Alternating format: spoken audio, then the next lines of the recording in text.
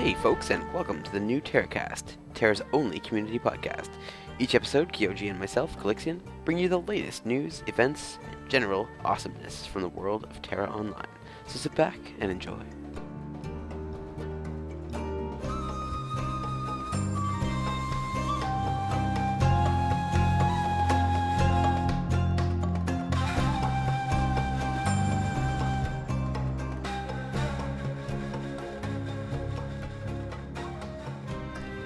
Hey folks, and welcome to TeraCast, episode 24.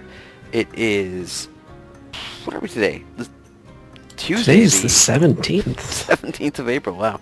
That is a good sign. That is past the halfway point. That means we have, well, what's it, 13 days left until the official launch.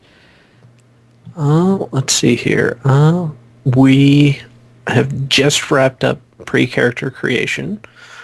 That ends today. I'm not sure exactly what time, if that's going to stop here in the next few hours, or Yes. if that's going to wait until, It might noon already or something. Might already be wrapped up. I think it was... I was under the impression it ended at the same time as it started on Friday, so it may already be over. If not, it should be over shortly, but I think everybody rushed the servers right away as soon as it opened up to get their names in. Yeah. 'Cause for a while there, it was a bit hit or miss if we were going to get on. I had to try a couple times before I could get onto my server. Yeah, I had work, so I wasn't actually able to sign in until a little bit afterwards and create my character, and I had no issues. I did hear a little bit of complaining, people were like, oh my god, it took me 20 minutes to log on. It's like, Yeah, I took about 8 minutes. I tried right away at the time it opened, and I just got a couple of errors, kept trying. It would get me a little bit further every time, but then it ultimately would have some kind of error. Finally, after about 8 minutes, boom, no problem. Made my character. Didn't take very long to make my character because I've made it so many times in the past that I know the presets and all the other settings that I use. So yeah, it was pretty slick, pretty easy. And then unfortunately, all we could do for the rest of the weekend was just make more characters that we couldn't save, which was fun, but yeah. I went through my settings a little bit more, kind of dinked around after I reserved my name to make sure it was exactly how I wanted. There was a few things I didn't notice before, and I actually settled on a slightly different character look, but... I actually did too. Yeah. I did too. I changed it a little bit about the eyes. My character, I obviously play an Ellen, and I've been going with the very same thing since Korean beta, but I've altered it a little bit. So Yeah. So did you end up going Sorcerer, or did you keep with Archer? Archer. Decided to stick with the Archer. I'm gonna go with that as my main, and I've actually decided to go with a Kastanic Berserker as my alt. Really? I've seen a lot of people start to fall in love with the Berserker. I know a lot of people at lower levels just really couldn't get into the Berserker, and that's one thing I really have noticed after people get their Berserker, up in the 8, around level 8 or so, and they've got a few more utilities other than the auto attack. I think the auto attack kind of slows, kind of makes people hesitant about the class, but... Exactly. It is slow. It's a sluggish character, but they put out the biggest numbers, and if you like DPS, which I do, that's what I love to play, is DPS classes. It's a good one, and I wanted to have a ranged and a melee as my main and all, just so I could, go back and forth when I'm tired of doing range, go back to the melee, and vice versa. So.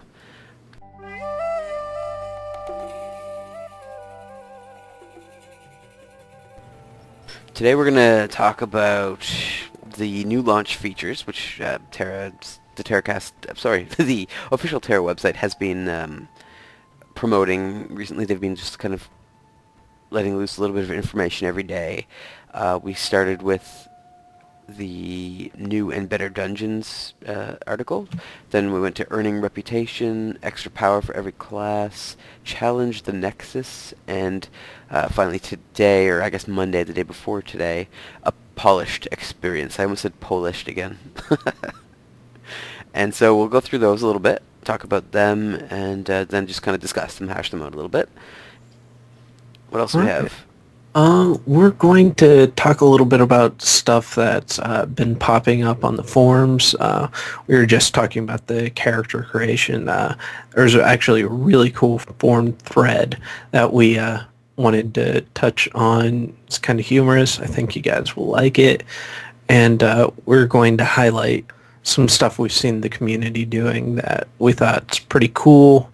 You guys should probably check out. So we'll probably wrap up the show with that stuff. As well as maybe just a quick little run through about the servers, because obviously the server list came out.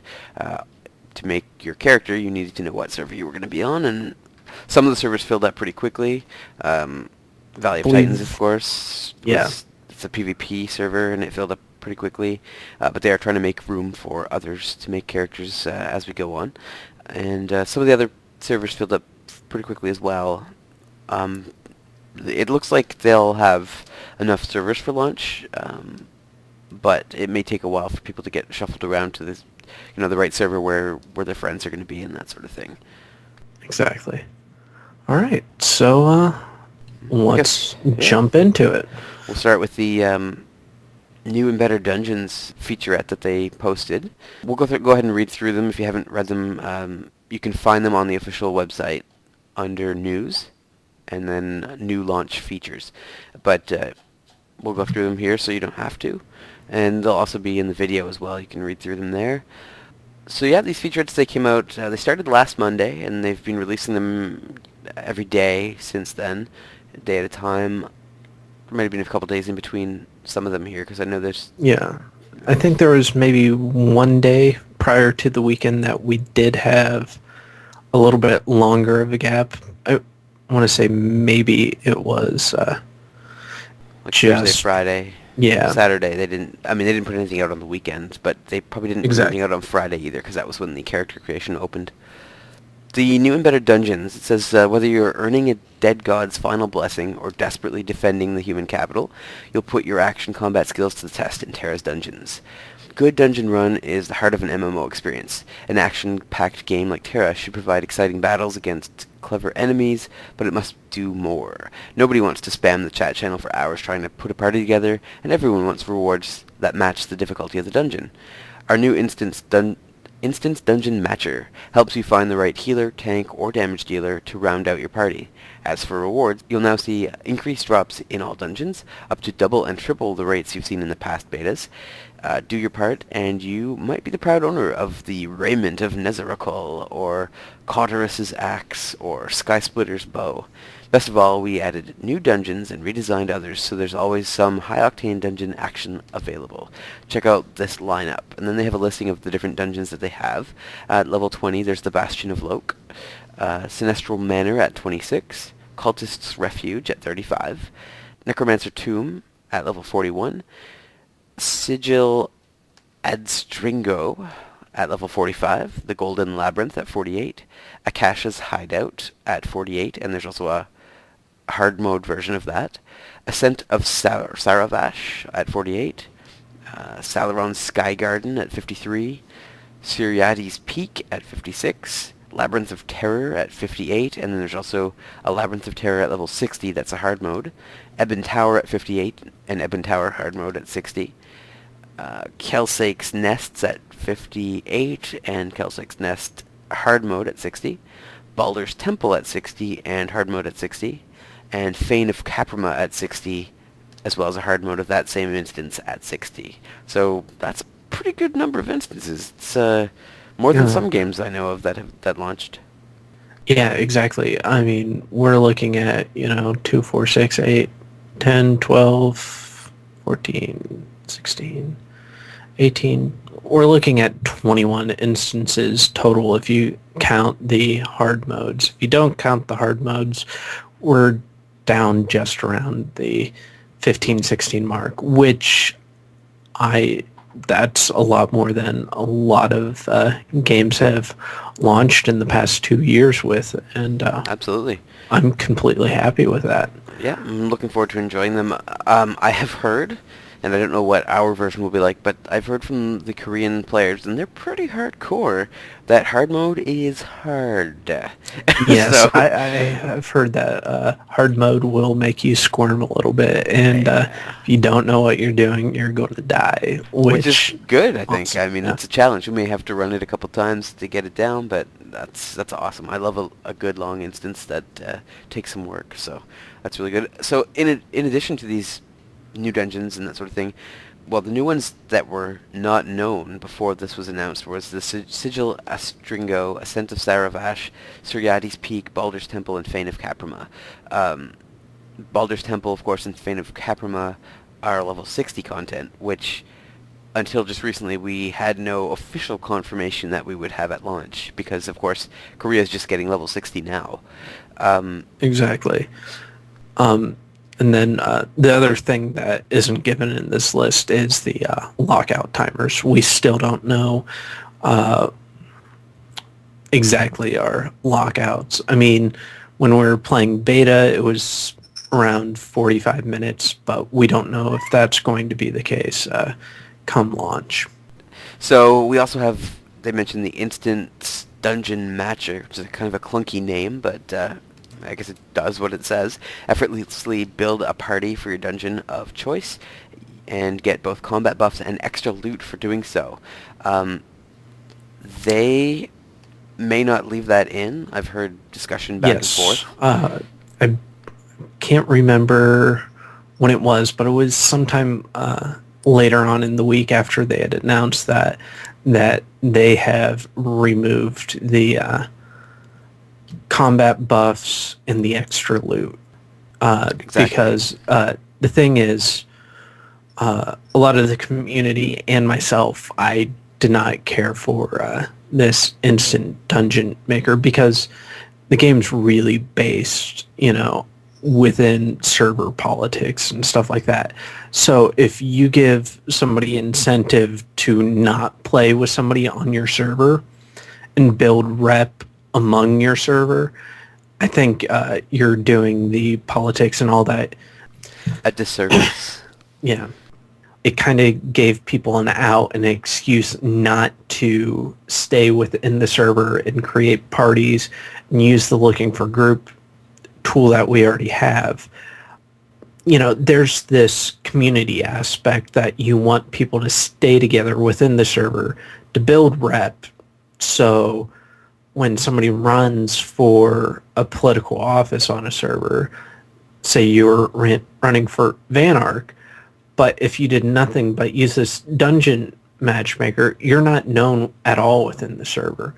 So by giving people an out, you're removing some of that rep other than just strictly posting on the forums. And some people aren't active on the forums and they'd rather be active in-game and, talking to people, helping them through instances and stuff.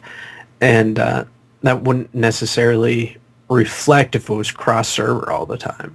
Exactly, because you'd be working with people who don't know you, and you'd also be working with people you don't know, so you can't really say, oh, so-and-so from this guild was, a total jerk in that run. It would have no impact because you may not have that guild on your server, whereas Exactly. if it was a server-based instance matcher, then you could at least say, hey, I worked with people from this guild, they were great, I'd vote for them, etc., etc. So, yeah, I see what you're saying, and I can understand that. Also, with the combat buffs and extra loot, they're taking it out, but they have the option to put it back in if it seems like it's something they need to do. It's an incentive Hmm. to use it, so there's no sense in using an incentive before it's been implemented, because it could work just fine. They may get enough pickup that they don't need to incent for it, but if they're not seeing it being used at all, then it makes sense to keep an incentive there. But even though I don't really think that combat buffs and extra loot would be... I'm sure if they offer extra loot, everybody's going to be using that, so... Exactly. All right. But with that said, they also have improved drop rates as well, which is incredibly awesome. That was one of the things that I kept hearing a lot of during the betas. You do runs of like Sinestral Manor and get like a bomb for the whole run. One bomb four. Exactly. There you go. That's your prize. And so people were a little bit disgruntled about that. Now they're going to be a lot more loot, up to double and triple. So we could see some inflation. I mean, not inflation to deflation in the prices, I guess. If there's more of the armor, the prices are going to be low. It'll be harder to make money, but then again, you won't need Yeah. as much money. It's really hard to say what's going to happen with the economy if there's a lot more loot on the market. Well, I mean, we'll be able to enchant gear a little bit easier too if you're getting the same piece in theory. But I don't know. A lot of people are afraid of that also because, that could ruin the economy for crafted gear. Well, it might, but the crafted gear is supposedly just slightly better, or can be better than the found gear. So it really depends on what level of crafted gear you get. I know in my limited testing of the crafting, I was able to make some pretty good gear that was, well, depending on what stats and things you were looking for, can be better than what you can find in the dungeons. And if you're upgrading, you can also, well, now with the way that upgrading works, you can pretty much try to build the piece of armor that you're looking for by getting rid of old stats and putting on new ones and upgrading the ones you want and stuff like that. But I think we'll be getting into that at some point soon down the road as well, so we can discuss it further at that point. Uh, Exactly. All right, so next up is the earning reputation. That was posted last Tuesday, and it goes as follows. Of course we know you're amazing, but some of Terra's heaviest hitters need convincing. If you prove you've got what it takes, they'll reward you with gear that will make your guild green with envy. As you explore the world of Terra, you'll develop reputation that stretches across 4 continents. Some of the most powerful organizations in the world will send you into the action on their behalf, with the promise of some stellar rewards if you succeed. Over time, you'll improve your reputation with such groups as the Invalesco, researchers into Argon secrets, the Hyderad Legacy, protectors of the natural world near Baldur's Refuge, the Shariah Commandos, taking the fight to the Argons, a group of commandos, the Hands of Velica, a secret coalition of soldiers and merchants, the Valsakir Hunt, a society of big game hunters, and the Agnator, sages determined to master dimension warping nexuses. Is that the right word? Nexuses? Nexi. And we promise, no killing 1,000 furbolds just to go through a tunnel. So, reputation. Personally, I think it's going to be a good thing. It gives more content. There's going to be some repeatables, obviously, but what Exactly. game doesn't have repeatables? I don't even know. Kind of interested in that Hands of Elka group. It might be nice Yeah. to get involved with them. Features at a glance for this article says that daily quests, so more than just deliveries. You'll fire siege weapons, ambush argons, and rescue soldiers trapped behind enemy lines. Hats and masks, so you get to change your appearance to let everybody know what you've accomplished. New mounts, don't just ride in style. There's a picture, that'll be in the video. And green crystals, which are used to upgrade and customize jewelry to match your combat role. So that's really cool. And Yeah. looking forward to finding out more about that. The only thing I'm kind of weird about is like it states green crystals right here, but I'm not sure if we'll be getting green crystals. I mean, we'll definitely know come this Thursday when we start playing, but I'm not sure if we'll be getting those as drops as we level, or if that's going to strictly be an end game crystal slot. That's one thing that I'd kind of like answered that hasn't been quite addressed yet. Yeah, it's true. And of course, there's the question of the jewelry. I mean, if you're going to have green crystals that are exclusive to earning reputation, are you going to get drops that have jewelry that have green crystal slots that are going to be completely useless until you start earning reputation, or how's that going to work? But Yeah, we'll see, I guess. yeah.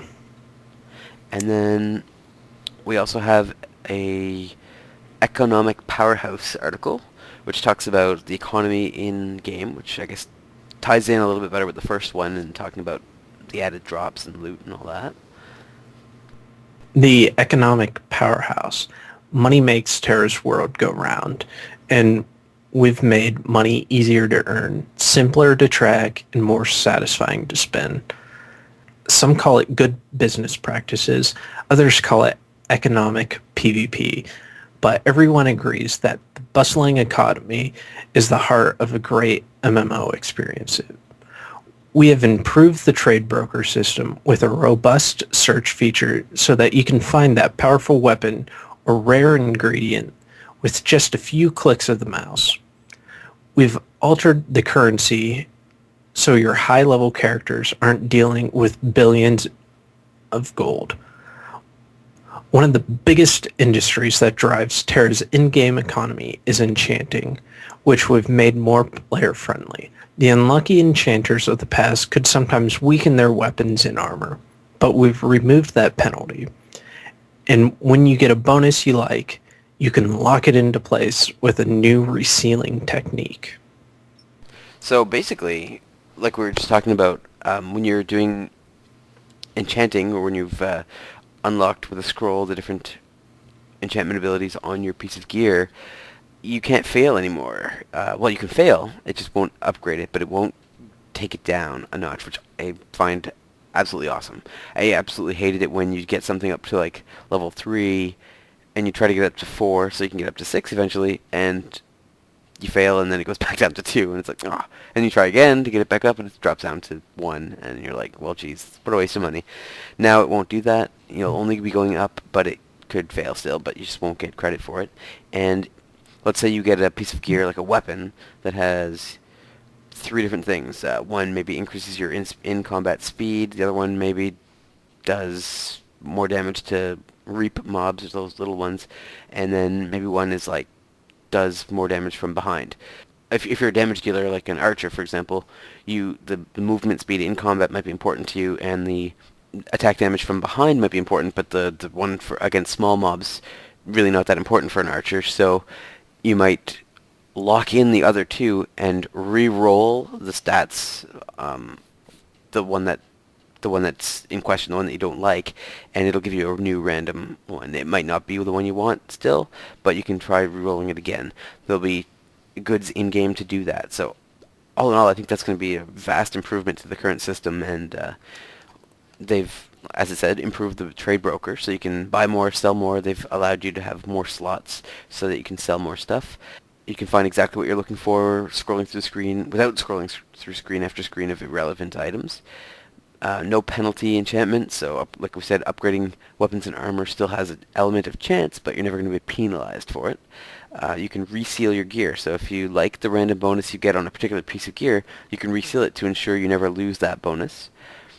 And there's also a removal of private stores, which is a bit controversial, but ultimately they weren't doing a lot for the landscape, so the economy runs through brokers now, strictly Yep. brokers.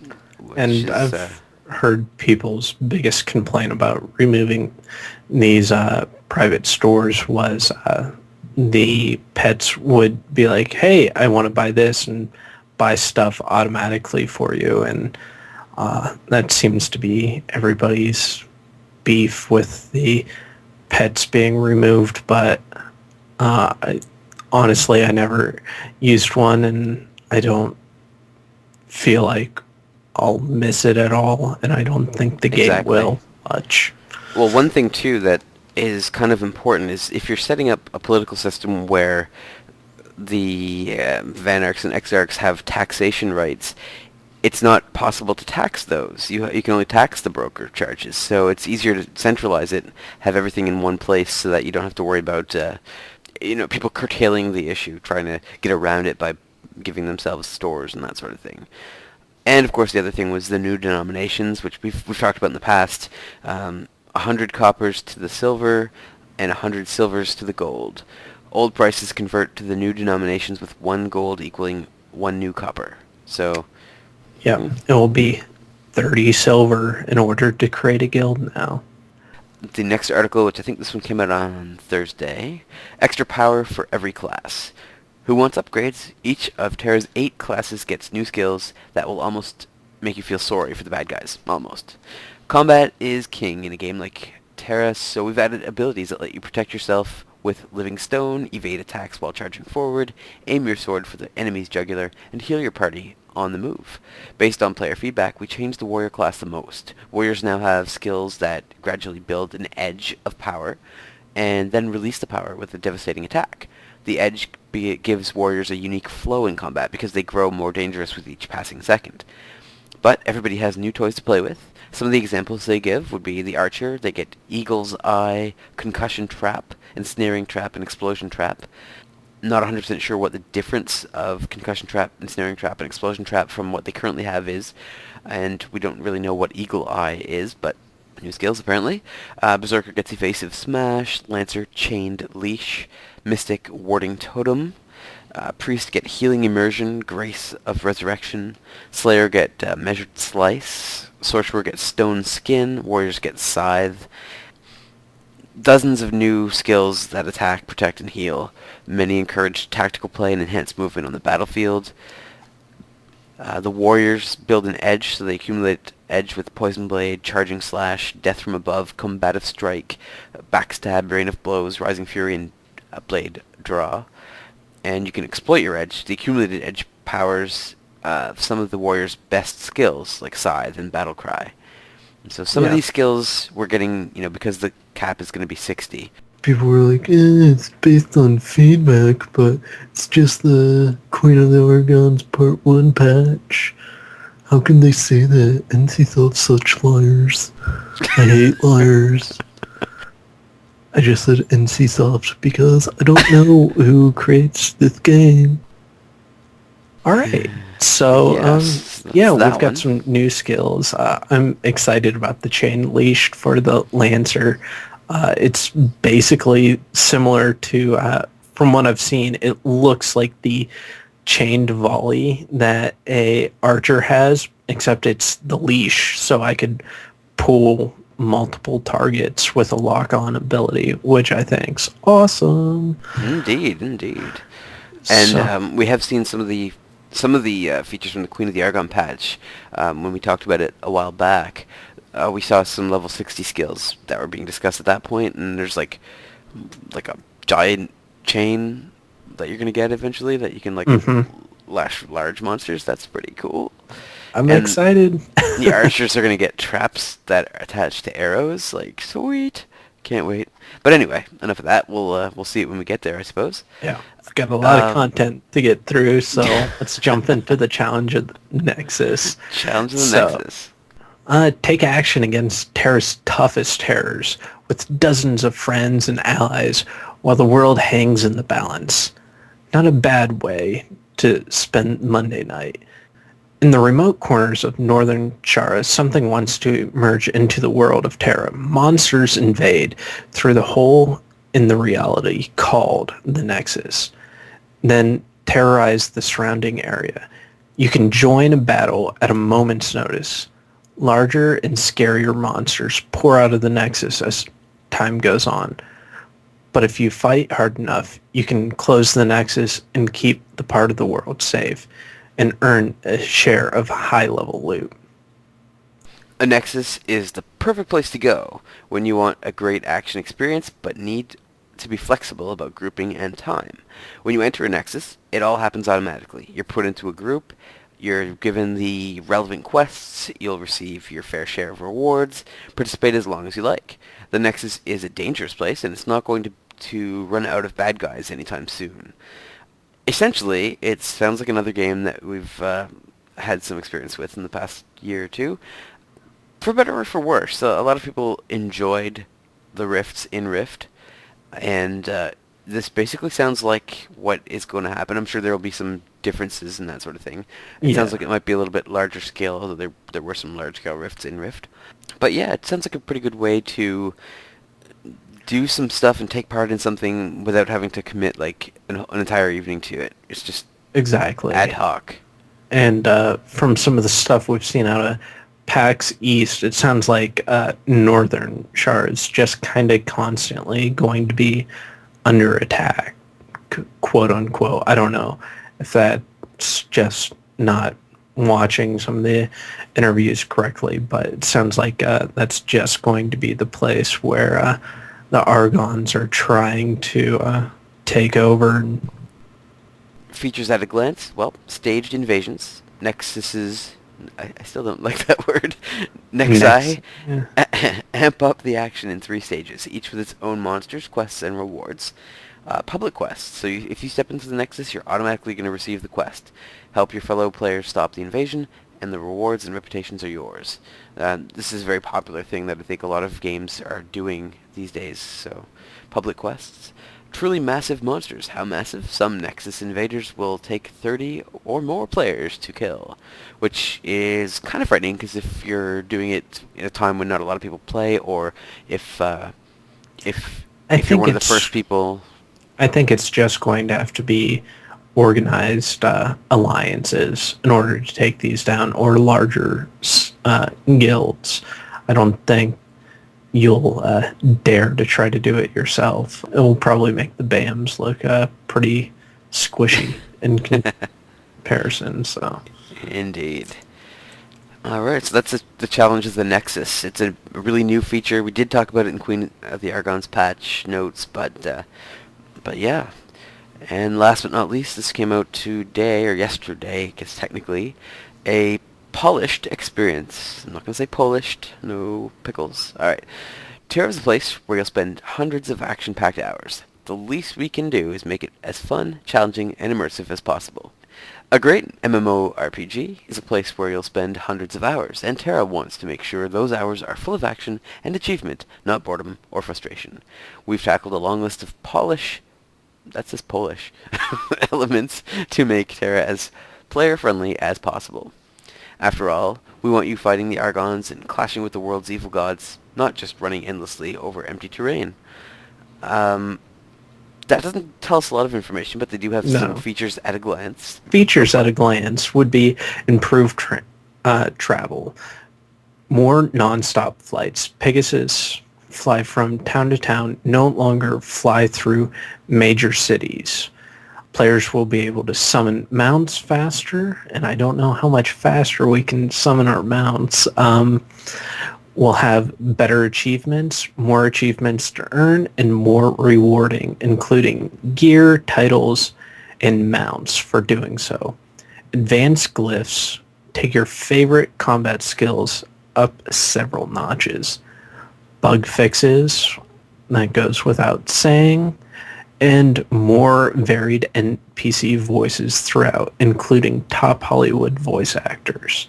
Indeed, and we've heard some samples of the new voices. I don't know if you've seen the video of Hogan doing the voiceovers, which Exactly. was pretty great. He's got a You pretty can solid say, voice. yeah, you can say Hogan all you want, but that's Colonel Tide to me. But, you know, Indeed. yeah, And the Ellen also got a new voice over. All the NPCs, they sound awesome. they do sound a lot better.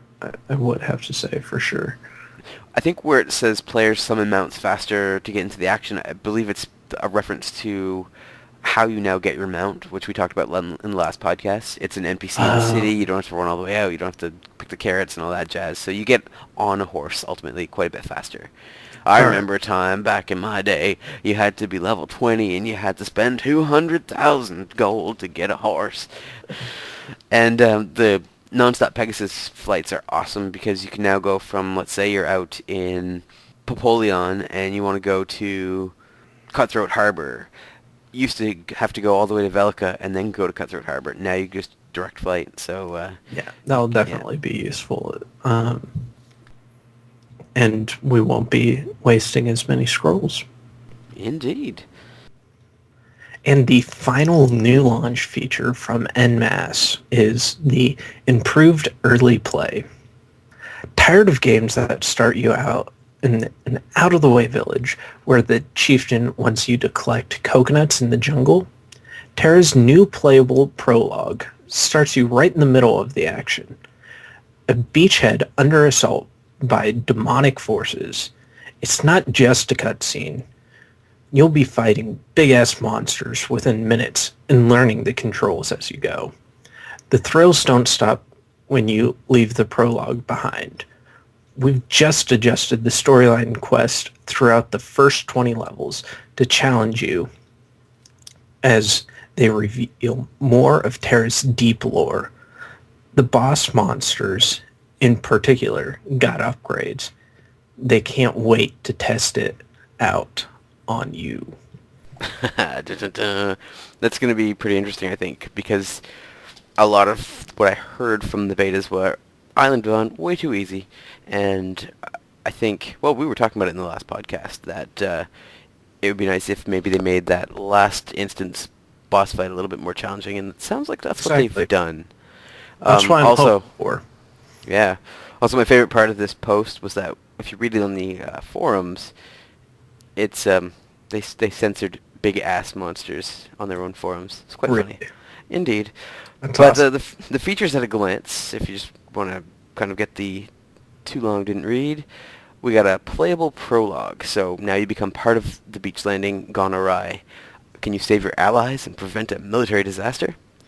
We've got battered bosses, new tactics, and deadlier attacks from early level foes. You'll earn those levels. And quest variety. We've got dozens of new quests that take Terra far beyond repetitive hunt, gather, and deliver quests, and reveal the world's rich history and cultures. So that should be really interesting. I think we'll be... I'm just itching to find out what changes have come to the Island of Dawn because I've, well, seen it so many times. Exactly. And it will be really interesting how they balance this, being that we haven't seen any of this. And I kind of feel conflicted with the simple fact that we just went through this entire 5 beta tests over the past 2 months, and now we're going to be testing new content in open beta and live. And it would have been great to test that in closed beta and give feedback. You know what I'm saying? It just kind of I do, I feels do. weird. Yeah, Just and weird to me. none of our past tests, like the focus group tests or the community play events, really got to dive into a lot of the content. There is a significant amount of this game that has not been tested yet, which, for better or for By the worse, North American audience also. right, You need to, exactly. yeah. It has been tested in Korea, obviously. They've been playing it for a year now, and but whether or not they have this beachhead invasion thing, I think that might be part of the new Queen of the Argon's patch, part 2. Yeah, that could be part of part 2. Mhm. Because if we would have had that in, or if it would have been out for part 1, you would think we'd start to see some of the stuff out of Korea, like, hey, we got all this new stuff at lower levels, and we haven't seen any of that, Exactly. come across any of the channels we've seen. So, Exactly. So that could mean that we're going to be getting, you know, either parts of or most of or all of the Queen of the Argon's Part 2 patch. The whole shebang in one, which is fantastic.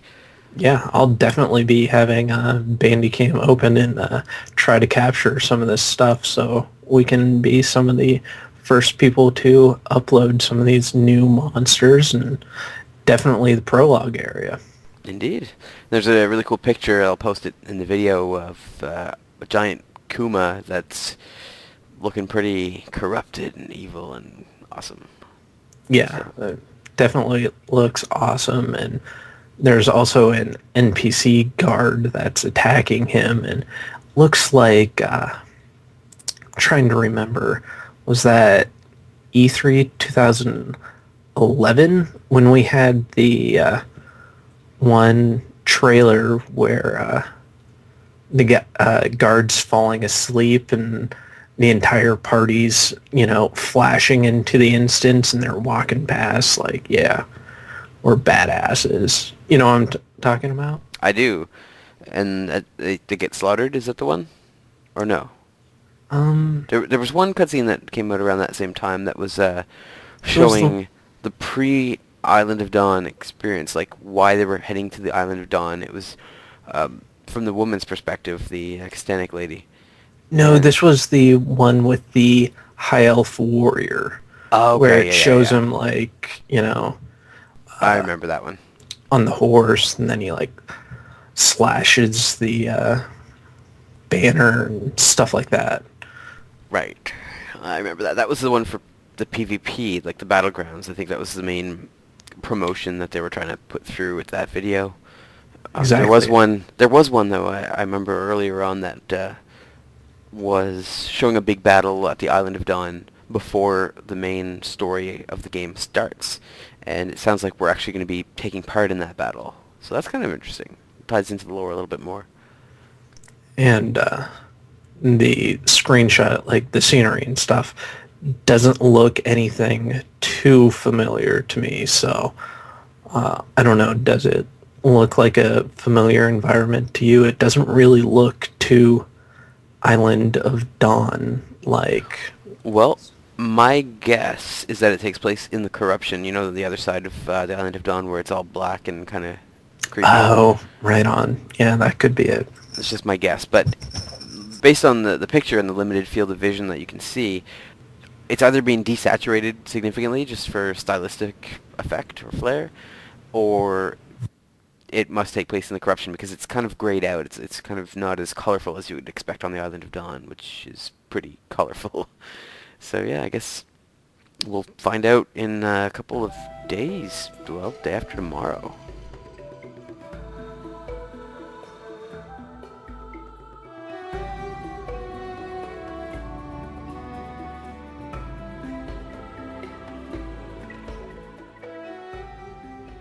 All right. So next on our list of things to do, after we were able to start creating characters and reserve our name, NMAS gave us the opportunity just to play with the editor, which, kind of calms the nerves a little bit and lets you go through the withdrawal a little bit easier so you can at least look at the pretty faces that you can make.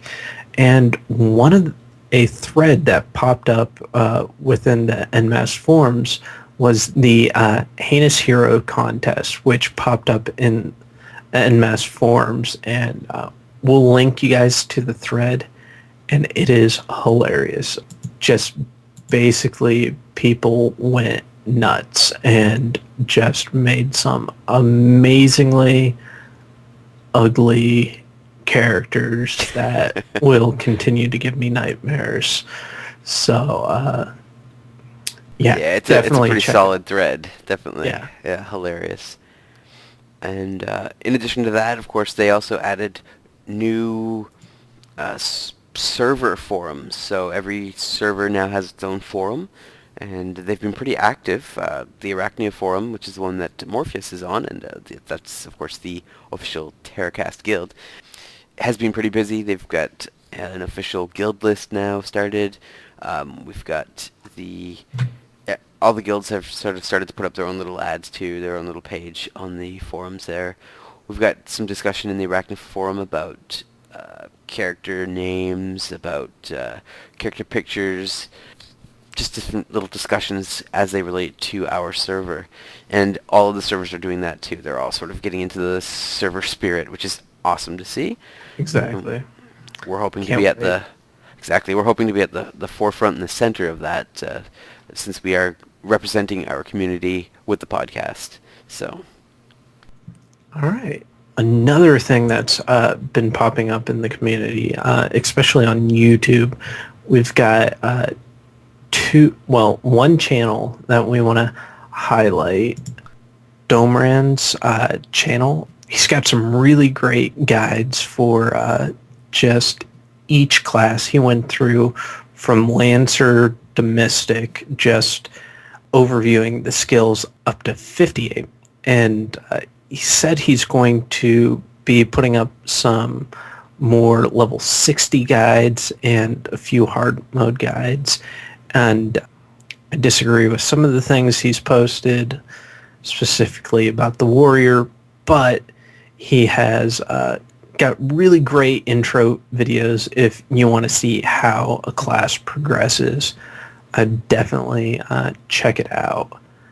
And then the other video I really want you guys to check out is Acolyte Rush's more advanced warrior guide.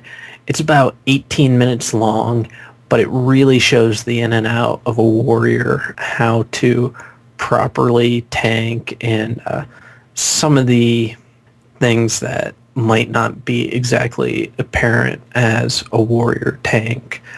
It's only got 6,000 views right now, but that's still a lot more views than we get. But I would definitely check it out. And he actually, in the video, ends up soloing Cultist Refuge just to prove that if you know what you're doing, you can be a pretty solid warrior. So I'd check it out, guys. Indeed, indeed.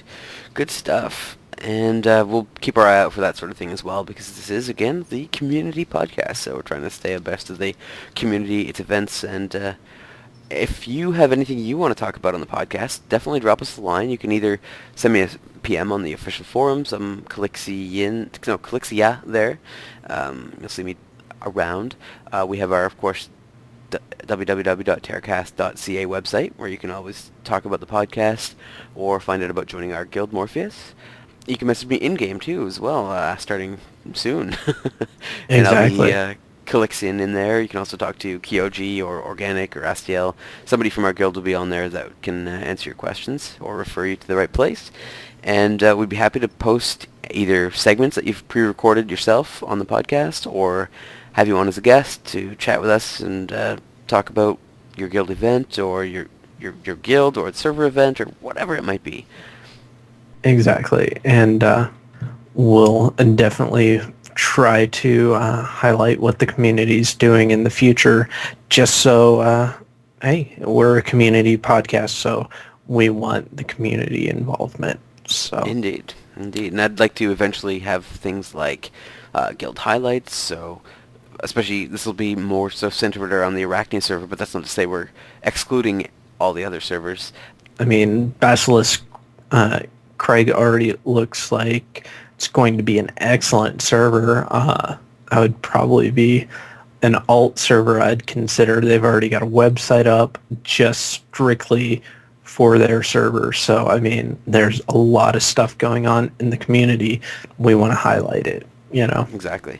And I think it's part of having a game that has an active political system where people are going to want to try to pitch in with the community for the server a little bit more than other games maybe. You'll see a lot more community pride and server pride, and I guess this is our method of bringing it to the forefront and sharing what we can with the community and getting an interactive conversation going and talking about upcoming events and organizing things better. I mean, a vehicle like this is easier to organize large-scale events where you can just broadcast it to everybody and people can listen. And so if you have stuff you want to talk about, let us know.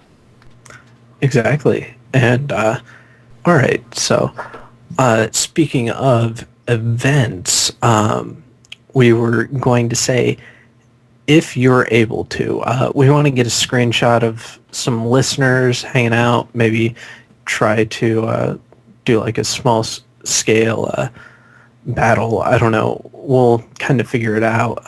Definitely want to get a screenshot of listeners that came out on the Arachnia server, and we're going to shoot for around 12:30 Eastern, and that will be actually Sunday morning, 12:30 Eastern, so that would be 10:30 Pacific.